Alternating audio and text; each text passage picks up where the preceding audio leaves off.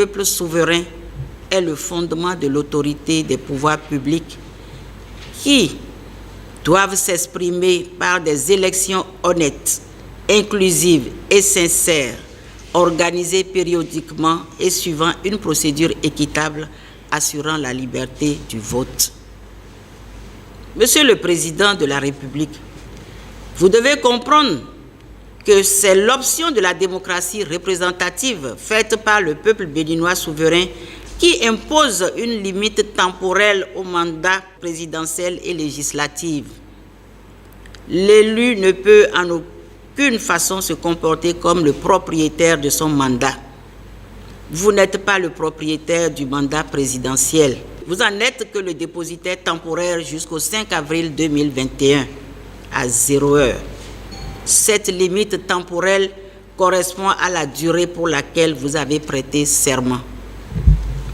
Dès le 6 avril 2021, le mandat sera impérativement remis en jeu par l'organisation d'une nouvelle élection présidentielle inclusive, avec bien évidemment l'appui des organisations internationales et de la société civile de notre pays. Monsieur le Président de la République, vous foulez aux pieds royalement les règles élémentaires en matière de gouvernance politique dans un système de régime de démocratie représentative en faisant voter des textes de loi qui révèlent d'une autre époque, une époque à jamais révolue.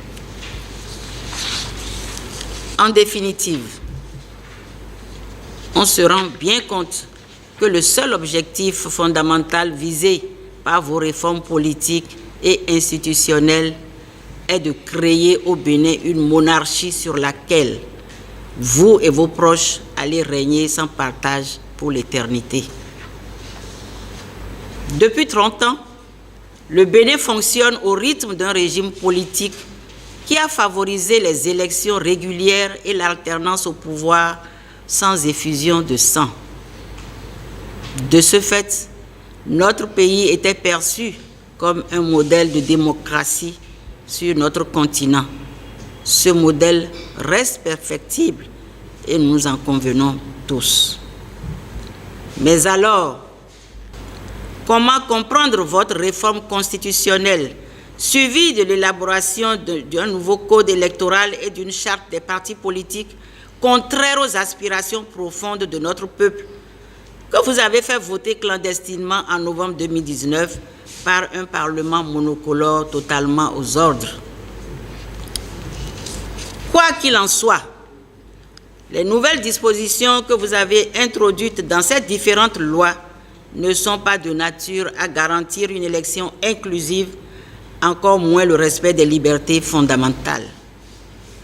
Bien au contraire, elles vous permettent d'être réélus quel que soit le score à coup sûr minable que vous ferez. Ne faites jamais aux autres ce que vous n'auriez pas accepté de subir de leur part. Sinon, comment pouvez-vous soustraire de l'autorisation préalable au Parlement, puis de son contrôle a posteriori, la procédure de ratification des fonds et subventions que les partenaires techniques et financiers accordent?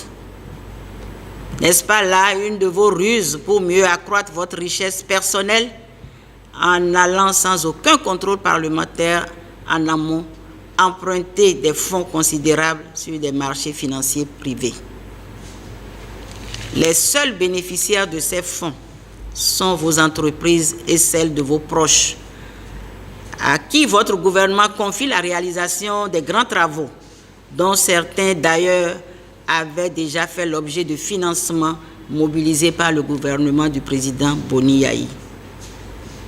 Monsieur le Président de la République, le parrainage que seuls les députés et maires acquis à votre cause sont habilités à donner, ainsi que les dispositions de l'article 132 de votre code électoral, montrent à merveille que vous avez tout prémédité pour vous enrichir seul sur le dos de ce peuple, sans penser tout au moins à ces millions de femmes et d'enfants qui manquent de quoi se nourrir, se vêtir, s'éduquer et se soigner. Regardez dans les rues de Cotonou et celles de nos grandes villes, surtout aux abords des feux tricolores, vous vous rendrez bien compte du drame social qui se joue dans notre pays. En effet, il y a de plus en plus d'enfants qui mendient dans les rues pour trouver au quotidien le minimum vital pour leur famille. Ce drame est la résultante de votre politique désastreuse qui consacre votre volonté à faire du Bénin votre entreprise privée. Depuis 2018, nous avons vu le danger venir lorsque vous avez commencé à mettre en place des instruments de répression de tous ceux qui osent critiquer vos tendances dictatoriales. Depuis 2018, vous avez entamé de faire voter des textes de loi contraires aux aspirations profondes de notre peuple en dépit des multiples appels à la raison et à la retenue venant de toutes parts.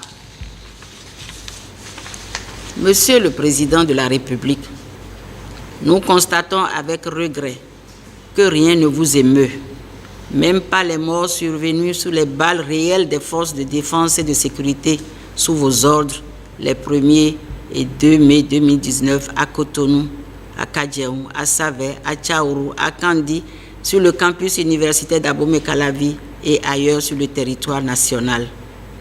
Bien des voix se sont levées pour appeler votre attention sur les risques que ces actes font prendre à notre pays, mais en vain. Le Bénin, à l'instar des autres pays du monde, ne peut vivre en autarcie. Nous sommes dans un monde interdépendant où ce qui se passe chez le voisin ne laisse plus personne indifférent très longtemps. Alors, il est encore temps de faire demi-tour et de choisir la voie de la sagesse.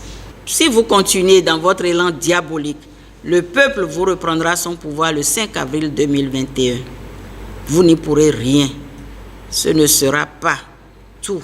Cette fois-ci, pour qu'il n'y ait plus jamais ça dans notre pays, nous mettrons en place un tribunal du peuple pour vous juger publiquement et avec vous, tous ceux qui ont soutenu votre entreprise, à savoir les hommes, les femmes politiques, les cadres de l'administration, notamment les magistrats, les personnels de forces de défense et de sécurité, les journalistes et j'en passe.